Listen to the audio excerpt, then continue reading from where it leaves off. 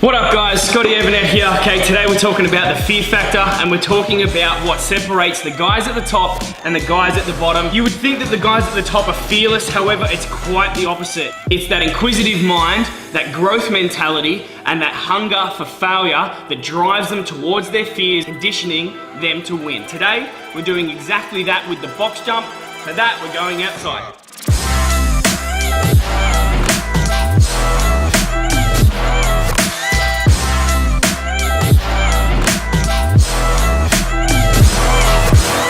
Alright guys, welcome to the box jump.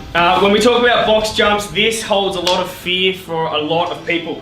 Okay, starting small and working way up obviously provides that platform for us to progress, which is fantastic. But it's also the perfect opportunity to set the bar a little higher to bring on that fear factor that we're trying to override and trying to get conditioned to. Okay, so the best way around a fear, okay, any fear that pops up, and we're not talking about fight or flight, we're talking about outsmarting that fear factor, breaking it down and having confidence in the first step, second step, third step, fourth step. Once we get into that fourth step, however, we're upping the limits, we're upping the game because we're hungry for the fear, because we know what lives on the other side of the fear factor. So let's get into the box jump and I'll show you what I'm talking about. Now, breaking it down. Firstly, people are freaking out about if this is soft or hard. So have a look at whether you're jumping on a tire, you're jumping on a padded mat like this one from Alpha Fit, or you're jumping on some concrete wall or whatever it is.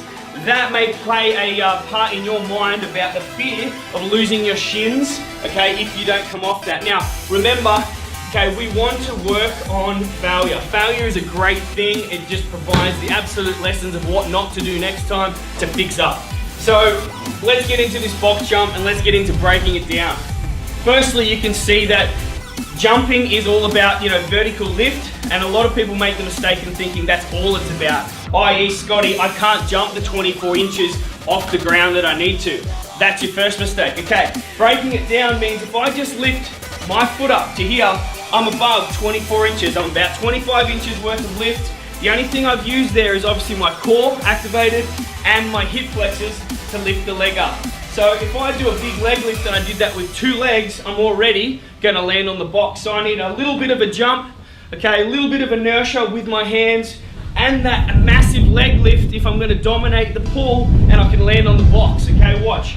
So a little bit of a jump, but with a massive pull, and I'm well and truly gonna land on that box. One more time, okay, little jump, big lift butt, and I'm on the box. And you notice my head didn't do a big jump, pretty much landed on the box, nice and stationary. So if that's you starting off with a tire and then working your way up to something like the 24 inch, that's where you're gonna start. Developing core power is how you're gonna increase that vertical lift and a number of other movements.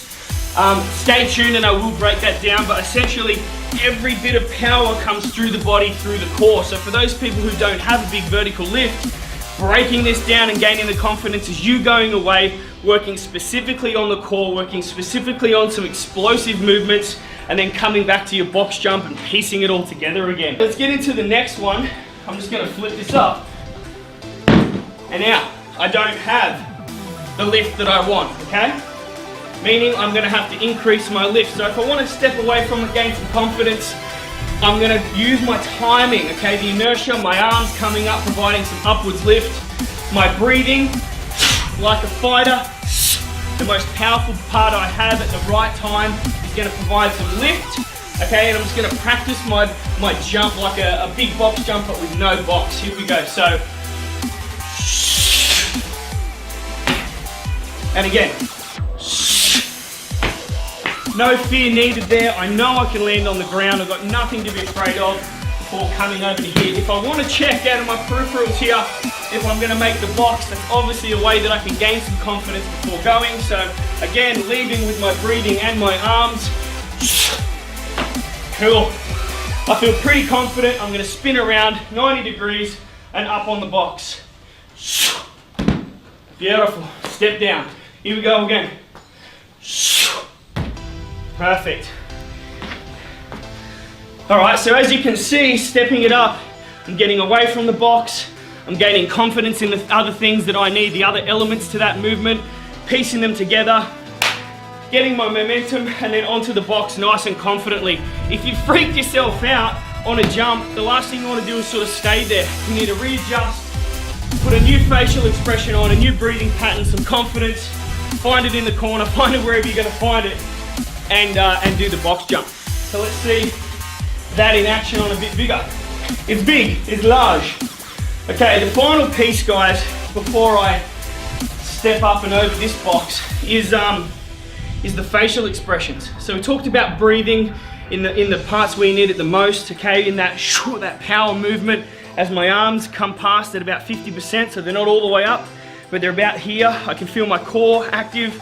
I'm leaving the ground with as much pace and ferocity as possible. And I know that I'm trying to get as much air as possible. As soon as I've achieved that leaving the earth feeling and I've got as much air as possible, I'm literally trying to knee myself in the face, getting that big lift. If I can combine those two together, I'm going pretty well. Add the facial expressions that you know that you can. There's no fear there. Wipe away your facial expressions, okay? Your conscious mind and your subconscious body need to connect. We do that with facial expressions. I know that I'm gonna get it. There's a small smirk on my face because I love this shit. I approach the box, breathing, power, timing, and up we go. One more time, if I need to step away, yep, all day, and back down again. Cool? For those who want to add a little bit more fear factor, I guess for me the final thing before stepping up to some concrete or adding some tires or some extreme height is going over the box.